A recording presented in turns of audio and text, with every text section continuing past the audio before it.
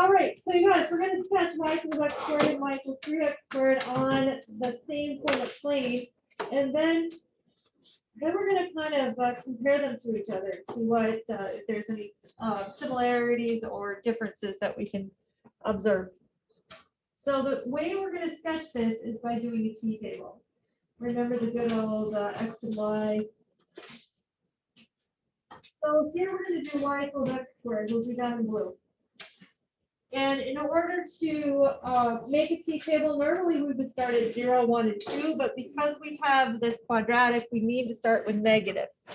So I'm just gonna, my standard numbers that I use are -2, -1, 0, 1, and 2. So those are the values I'm gonna plug in.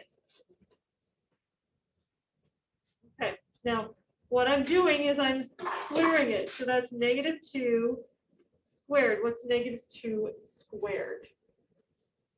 -4. Wrong. +4. Because it's -2 times -2. So that makes it positive. So the point -2, 4 is on my graph. So then I put in -1 and I square that. 1. That gives me 1. I put in 0 and I put in 1 and I square it. 1. I put in 2 and I square it. 4. So I have -2, 4. I have -1, 1. I have 0, 0. I have 1, 1, and I have 2, 4. They're all going to go on the exact same graph because these are all going to be connected. So here's -2, 4, -1, 1, 0, 0, 1, 1, and 2, 4.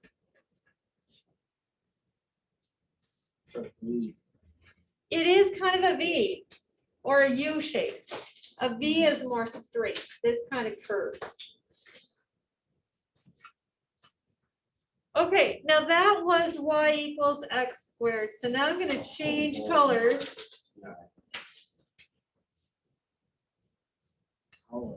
And we're going to do y equals 3x squared. Same thing, same numbers. We're going to plug in -2, -1, 0, 1, and 2. So if I take and I put -2 in there, I have to square it first because PEMDAS says I do exponents before multiplication. Exponents, multiplication, division. So we have -2 squared, which is 4. 4 times 3 is 12. So -2, 12 is going to be on my graph. And then I'm going to plug in -1 squared times -3. That would be 3. So I have -1, 3 on my graph. I have 3 times 0 squared, which gives us a whopping 0. 3 times 1 squared, and 3 times 2 squared is 12.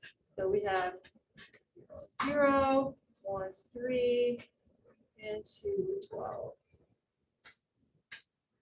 So if I graph these, I get -2, 12, which is slightly off my graph. So I kind of have to guess where it is. -1, 3 is about right there. 0, 0. 1, 3. And 2, 12.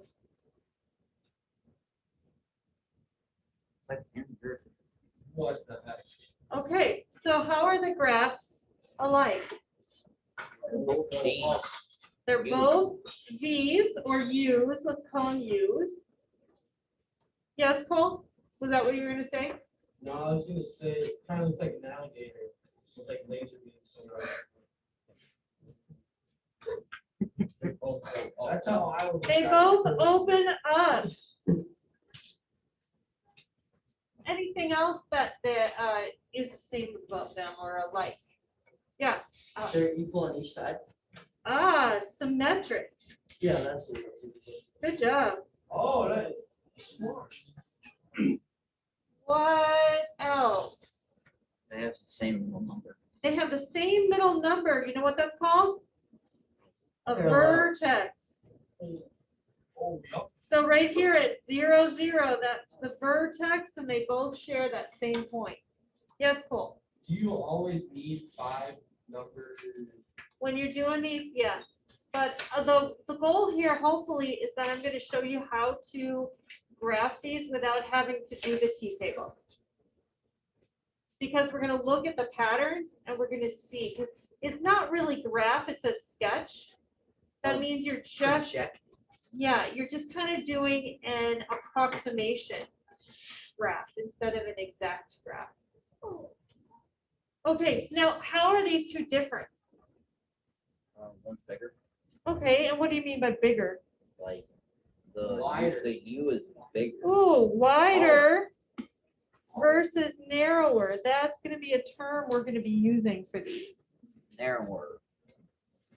So the one with the coefficient of 3 is more narrow than the one that has an invisible coefficient. What's the invisible coefficient? 0. 1. So this has a 1 in front of it. This has a 3 in front of it. The bigger the number, the more narrow it's going to be. I like to say that it snuggles up next to the y-axis. Okay? Yeah, it is. Now we're going to graph y equals 1/3 x squared. But let's predict what we think is going to happen before we actually graph it. What do you think is going to happen when y equals 1/3 x squared? Can get out of control. Okay, agree. do you have any idea of any points that are going to be on this? I predict 6 that and 9. 1/3 will be on it. Wasn't this on both of them? Do you think that's going to be a point? for 0, this? 0 is always gonna be a 1. Well, for these, yes. If you always use 0, then. Okay, so 0, 0 is going to be on this graph. Remember how I said the larger the number, the more narrow it is? How large is 1/3? Tiny. Not. Tiny. So instead of getting more narrow, It's gonna be wide. it's going to be wide. So Mm. we're going to project that it widens out like this. Where's the graph this at? Okay, we're going to graph it on the same graph. I'm going to put my values over here. Oh, we don't have. Holy. And remember, we're going to do this. So we have 1/3 times -2 squared. -2 squared is 4, right? 4 times 1/3 is 4/3, which is 1 1/3.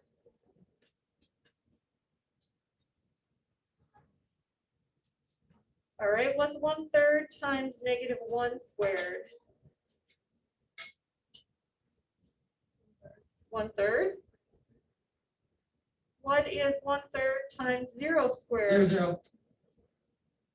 What do I get when I put 1 in? 1/3. 1/3. Notice that there's a pattern that you get the other numbers. 1 And 1 1/3. So let's graph it. Let's see how close we were. -2 is 1 1/3. So I was a little too wide. -1 is 1/3. That's about right. 1/3. So it's right here. So I was a little wider than I should have been. This is Okay.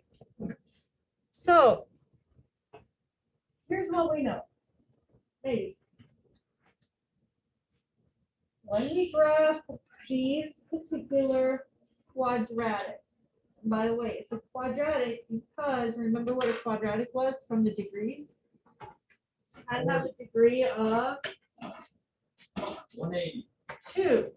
The degree of 2 is a quadratic. So let's go ahead and take a look at some of our terms we're dealing with.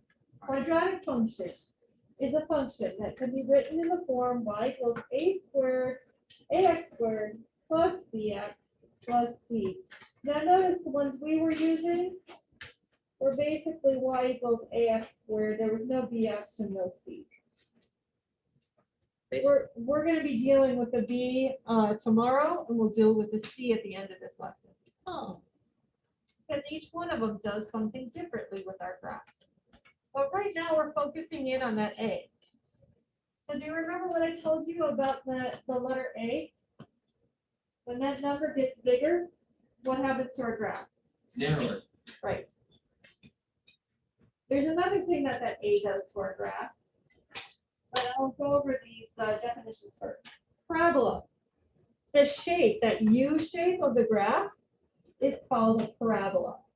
So if I say graph the parabola, da, da, da, da, da, that means you're going to graph the U shape that corresponds with some kind of quadratic equation. The axis of symmetry. Remember how Alex said that they were symmetric on both sides? Yeah, that means you could draw a line. That means the axis of symmetry is that middle line, that is a vertical line that cuts straight down the middle. That means that if I folded one side of the graph on the other on that line, it would match up perfectly. That's called the axis of symmetry. That'll come up more tomorrow when we talk about the B and how that comes into play. The vertex is always that point that's right smack dab in the middle. You guys, I'm going to clear this out because I totally want to use this to show you something super cool. So y equals x squared is our kind of our base width because it's got a value of 1. Anytime your number gets bigger than 1, it's going to get skinnier or narrower. It's going to snuggle up to that y-axis. Anytime it's a number less than 1, so it's like a fraction that's partial, not quite 1, then it's going to widen out. But there's one more thing that we need to discuss with this, is the fact that if you read the graph from left to right, like we normally read books, if we read, you follow it from here down, right? And it's going down, and it's going down, and it's going down until it gets to this point right here. Flip the page. At this point, then it changes direction and it starts going up. That change of direction is called the vertex. Now, when it is down at the bottom, when the vertex is at the bottom of the graph, this is a graph that opens up. We call it a smiley graph. When the vertex is at the bottom, it's called a minimum. Okay? Wait, which one's a smile? It opens up. See? It goes like this. It's a the smiley thing face. open up? Uh-huh. So now we're going to get a different kind. And this is the kind that faces down. So, color here. So let's say it looks like this. Now we call this a rainbow graph. So we have two kinds of graphs. We have a smiley graph and we have a rainbow graph. The rainbow graph shows up when that A is a negative number. So when A is negative, it opens down. Wait, what's A? Remember y equals ax squared? So that A tells us two things. It tells us if we have a smiley or a rainbow, and it tells us if we have a wide graph or a narrow graph. Those are the two things that A is going to tell us about the graph. Now remember how I told you the smiley graph? You read it from left to right, it goes down, it turns at the vertex, and it starts going up. So the vertex is at the very, very bottom. So that's called a minimum. Well, look at the other one with the rainbow. It's a maximum. This time it's going up, it's going up, it's going up. It gets to the very, very, very, very top, and that's where it turns. So the vertex is at the very top, which means exactly as Cole says, that's a maximum. Yeah, well, keep looking at me after I say something. Huh? You're judging.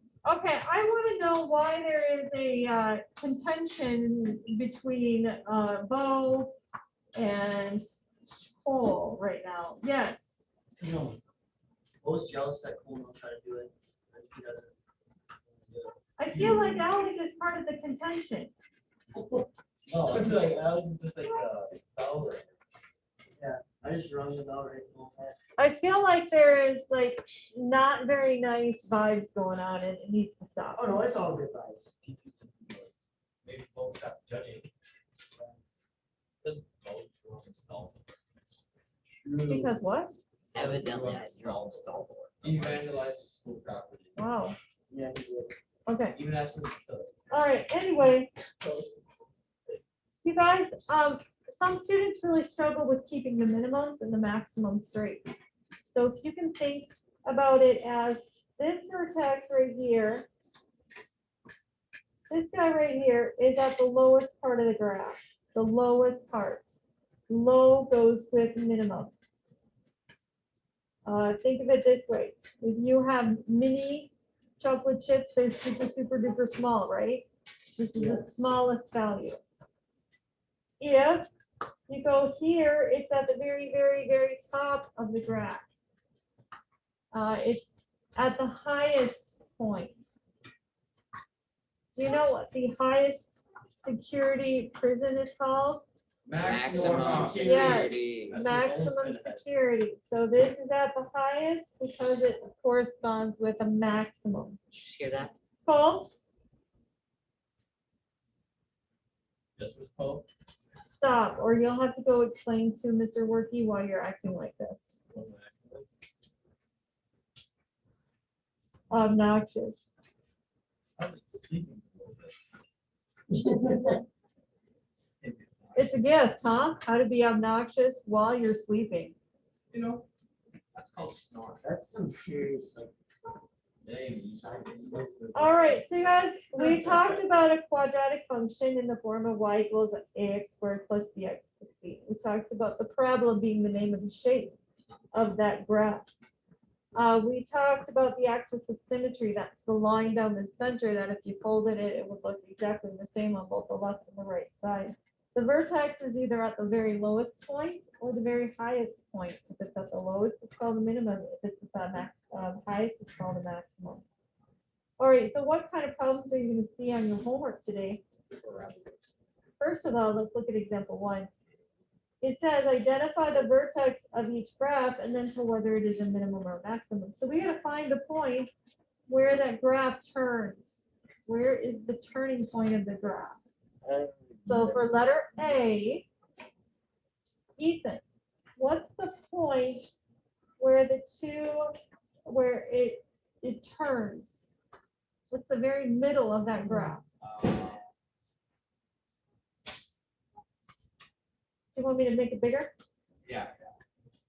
Like 3, -4. Perfect. 3, -4. So that would be my vertex. And now I got to decide, is that a maximum or a minimum? Audrey, is that a maximum or a minimum?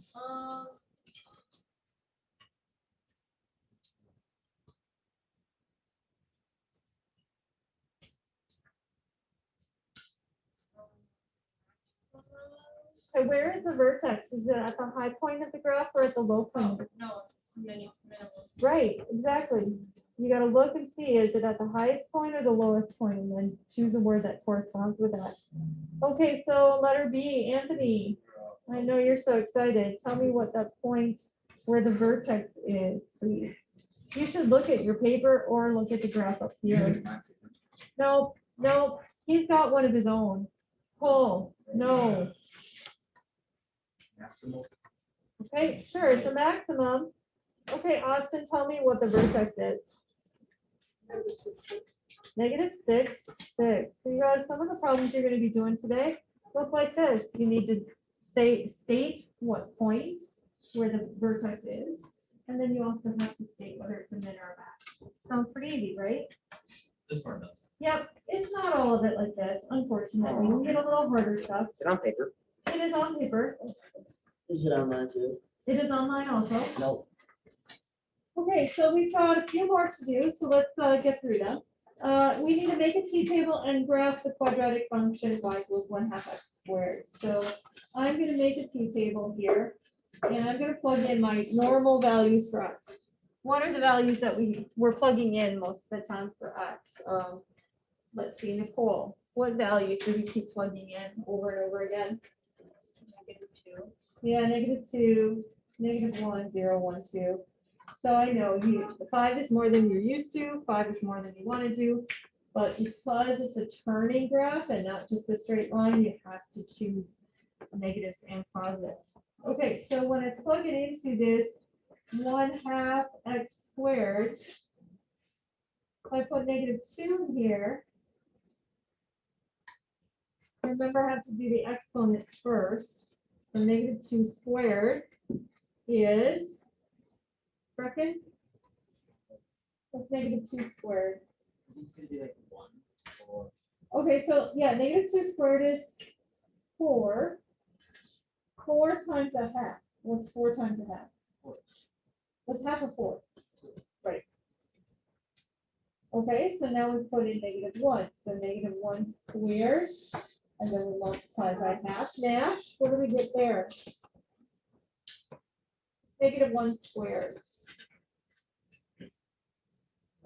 1 times a half. What's half of 1? Sure. Okay, so now we have half of 0 squared, Ethan. I already called on you, though, didn't I? Tyrese. It's 0. True. Okay, now when I plug in 1, I'm gonna get the same as what I got before for -1, aren't I? And when I plug in 2, I get the same thing as what I plugged in for -2. So now I graph these, I get -2, 2. I get -1, 1/2, which is right down here. 0, 0, 1.5, and 2, 2. So it's a little bit wider than a normal graph. Do you guys have any questions? All right, now this is where I want you all to stand up.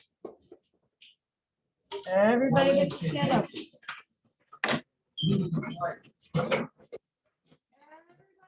stand up. Tyrese, put your desk down. You don't need to use it. Oh, stand up. On this page. Anthony, Cole, stand up. All right, so you guys. Y equals x squared. Everybody gets to do this. Y equals x squared. This is your normal width graph. Come on. Hallelujah. Weird, because the last class said YMCA. Hallelujah. Okay, so here's your y equals x squared. If I say y equals 3x squared, what's going to happen to your graph? Wait. It's going to get skinnier. Oh, it's gonna lose weight. Yep. Yeah, okay. So y equals 1/3 x squared. No. It's going to It's fat. widen out. What about like 5? 5 Knock gets it off. even skinnier. Okay, y equals -x squared.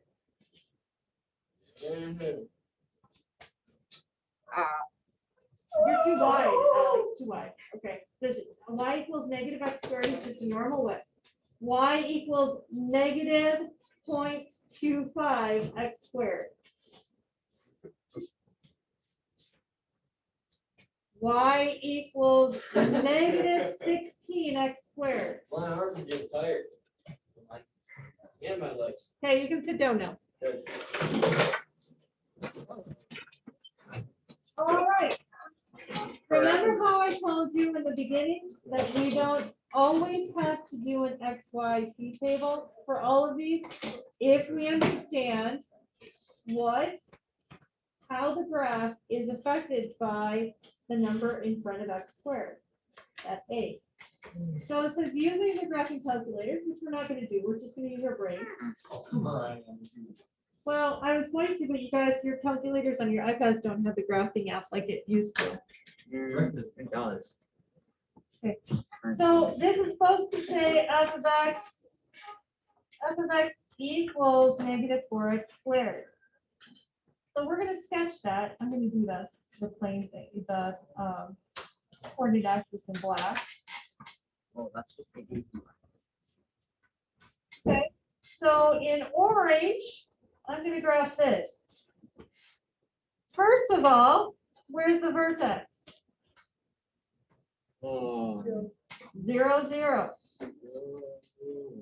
Is it a smiley or is it a rainbow?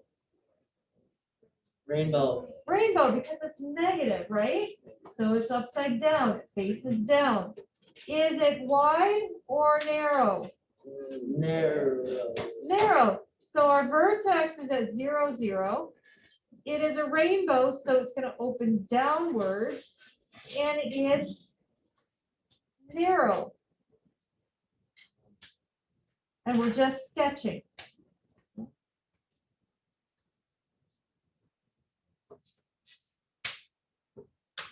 Okay, is everybody good so far?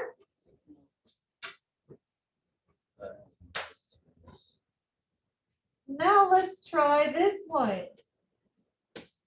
What's the vertex? 0, 0. Is it a smiley or a rainbow? Smiley. Smiley, because it is a positive. Is it wide or narrow? Narrow. No wide. Okay, Yes, wide, because it's less than 1. Yep. So it's opening up. And it's wider than your typical average x squared graph. This call, I know what C is. Okay, hold on, let me get there first. All right, so what's our vertex? 0, 0. Is it smiley or rainbow? Smiley.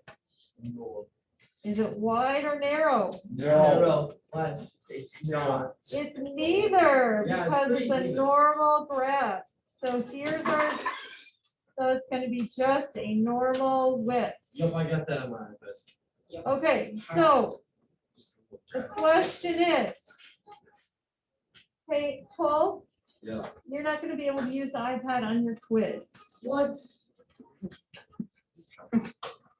Who said? Okay, Bunch of baloney. now, we need to order them from the widest to the narrowest. Which one of these is the widest graph? The blue one. B. B, 1/4 is the smallest coefficient, isn't it? What's the next widest? Say. Green. C, because it's 1, so it goes from 1/4 to 1 to -4. Now notice we don't really, the negatives don't matter. Now normally -4 would be smaller than those other numbers, but we're looking at the absolute value of them, okay?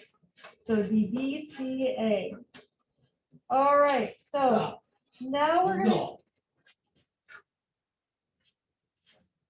okay, I am recording this for my class because my computer wasn't working second hour, so just so you're aware. Okay. Send it to me Okay. on first. So you guys, I talked to you about the, what the A does to affect our graph. Now we're gonna get a different C. So we're gonna see what the C does to our graph. That's when we have y equals ax squared plus bx plus c, right? So we already covered what A does. Now we're gonna look at what C does. Tomorrow is gonna be B. B is complicated, so we're gonna Okay. keep that for last. All right, so you guys, we are supposed to graph y equals x, 2x squared and y equals 2x squared plus 3 on the same graph, and then we're gonna compare them. We're gonna find out what the similarities are, what the differences are. So let's start with y equals x squared. Let's do that in red. Yep.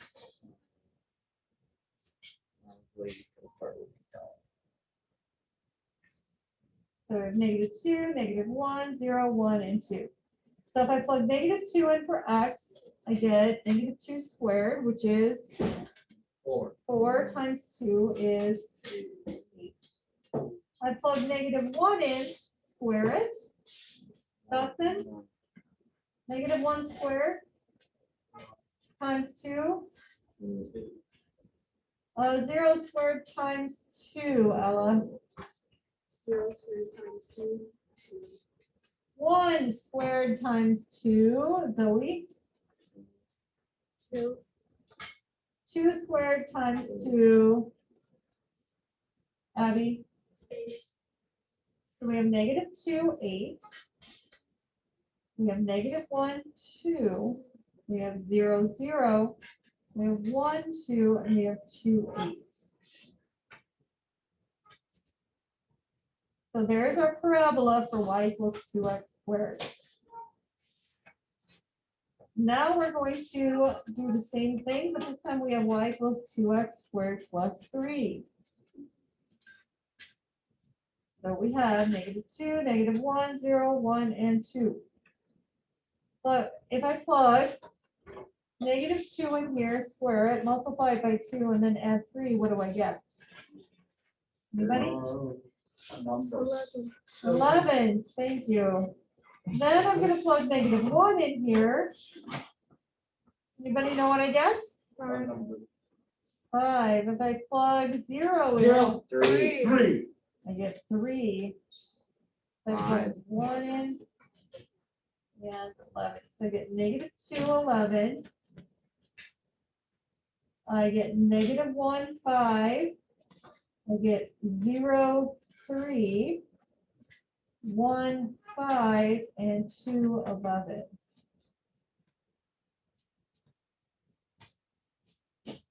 Now, can anybody see the similarities?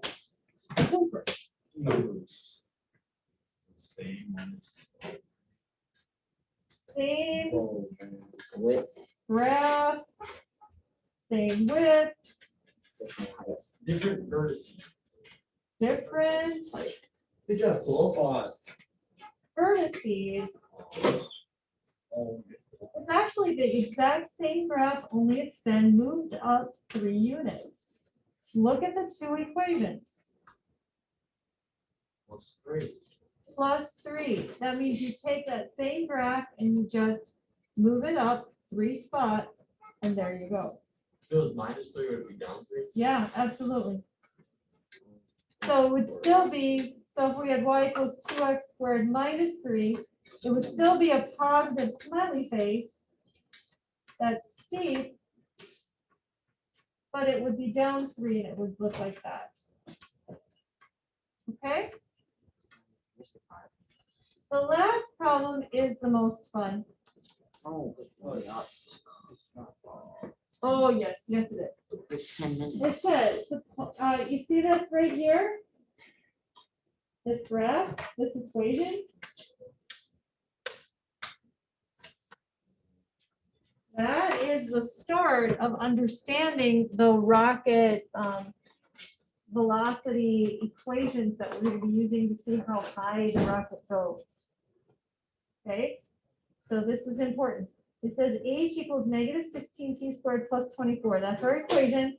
Here's the scenario behind it. Mason, suppose a squirrel is in a tree 24 feet above the ground. Here's a squirrel. Suppose your rocket goes. So it's 24 feet above the ground. The squirrel drops an acorn.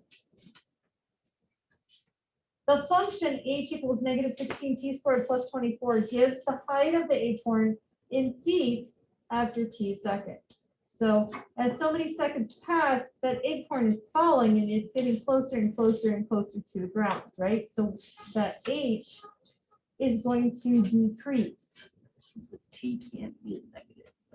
Graph the function. Well, let's pretend that it's not h equals -16t squared plus 24. Let's pretend that it's y equals -16x squared plus 24. Just a regular old graph.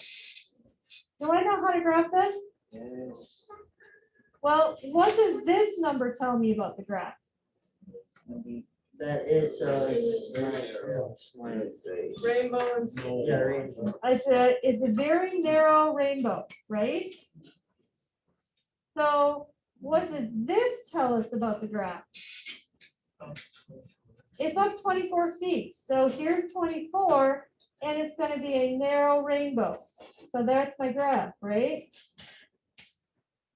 That's if it was y equals negative 16x squared plus 24. But it's not. It's h equals negative 16t squared plus 24, where t is the number of seconds. So that would go down here. And h is the height in feet. So that would go here. Well, here's the deal. These are seconds, so let's just name these 1, 2, 3, 4, 5, right? What are these numbers? Over here. Negatives? Negatives. Are you going to have negative No, 2.4 seconds? no. No. So we're not going to deal with that quadrant, the quadrants that are on the left side of that graph. So we can get rid of that. Now let's also think about the y values. What do the y values stand for?